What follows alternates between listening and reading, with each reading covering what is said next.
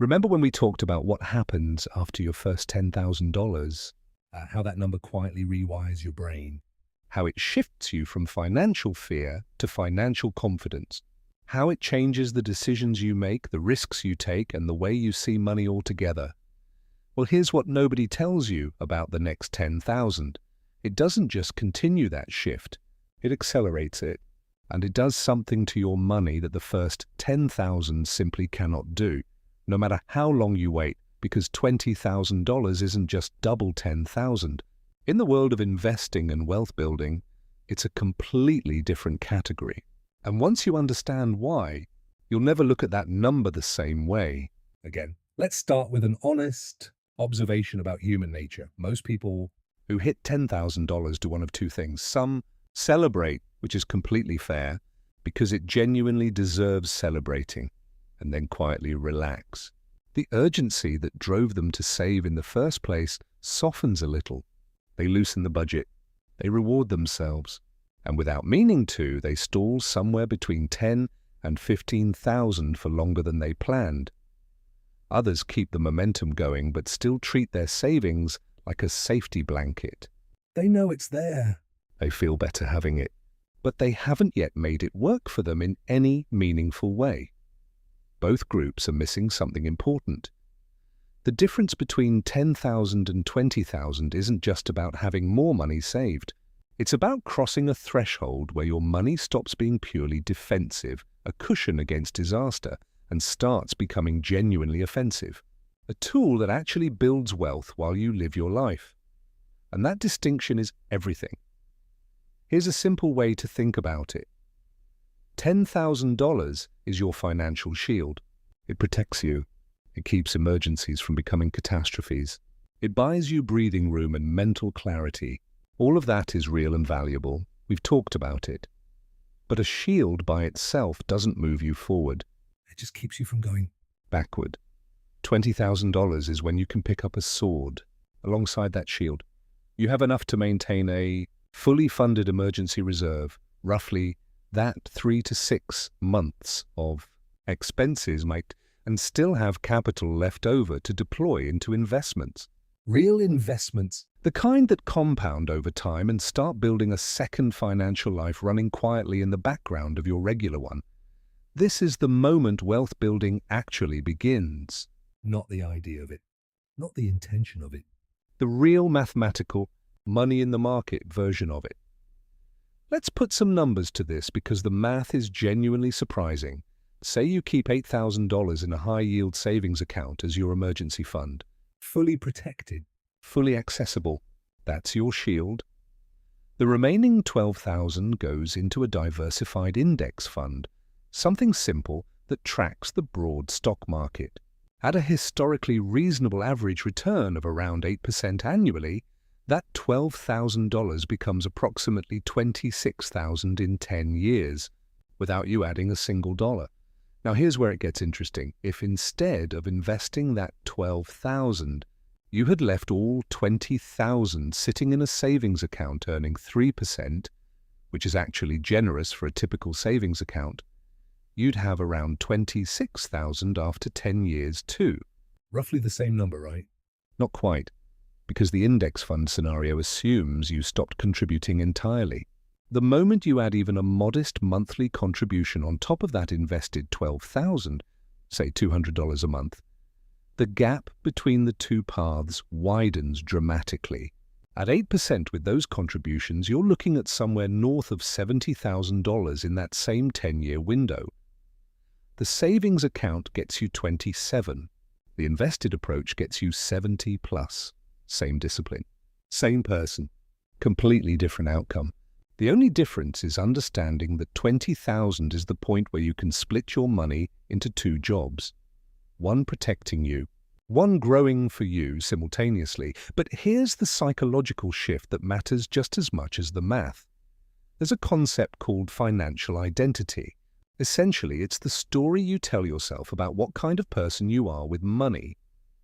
Most people, even disciplined savers, carry around a quiet internal story that goes something like this. I'm someone who's careful with money. I don't blow it. I save where I can, and that's a good story. It got them to 10,000, maybe even 20, but it's still fundamentally a defensive identity. A saver's identity. And savers, by definition, are focused on holding on to what they have. Investors think differently. When you cross into 20,000 and you deliberately split that money, security on one side, growth on the other, something changes in how you see yourself. You stop being purely someone who saves money and start becoming someone who deploys money. Someone who understands that capital is a tool, not just a comfort blanket. Someone playing a longer game than the average person around them. That shift in identity drives different behaviors. You start reading about investing. You start paying attention to markets not with anxiety but with genuine curiosity. You start thinking in decades rather than just months.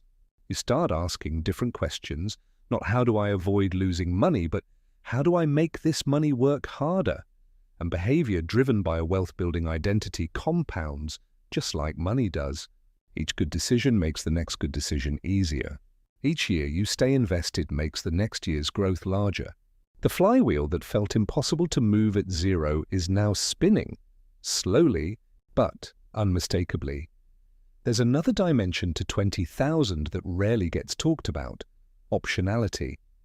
Optionality is just a fancy word for having choices, and money, at a certain level, starts generating options that simply don't exist below that level. At $500 in savings, your options when something goes wrong are panic, borrow, or go without. At 10,000, your options expand. You can handle most emergencies without flinching. You have some breathing room. But you're still largely reactive, responding to life as it happens. At 20,000, something qualitatively different emerges. You can negotiate your salary more confidently because you could survive a gap in employment if things went sideways. You can consider a career change without it feeling like a jump off a cliff. You can say no to overtime you don't want, clients you don't like, or situations that don't serve you, because you have a cushion deep enough to make those choices without catastrophic consequences. You can also start looking at opportunities differently. A small online business that needs a few $100s to get started.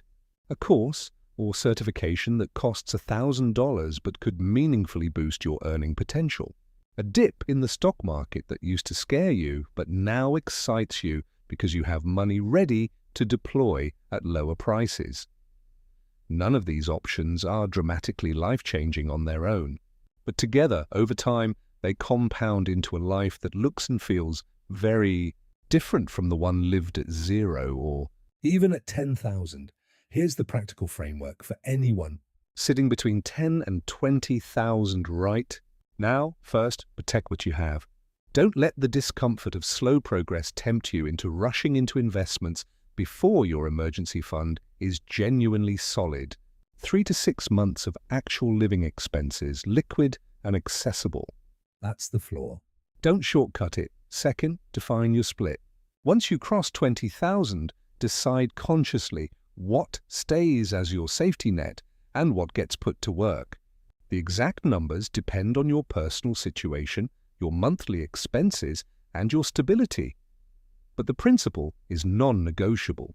Some stays safe, some gets invested. Third, automate the investing portion.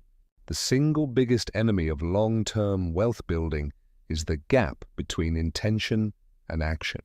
Automating a monthly transfer into your investment account, even a small one, removes willpower from the equation entirely. You never see the money. You never have to decide. It just compounds quietly in the background. And fourth, resist the upgrade trap. $20,000 has a gravitational pull toward lifestyle inflation. A nicer apartment suddenly feels justifiable. A better car starts making sense. An expensive holiday feels earned.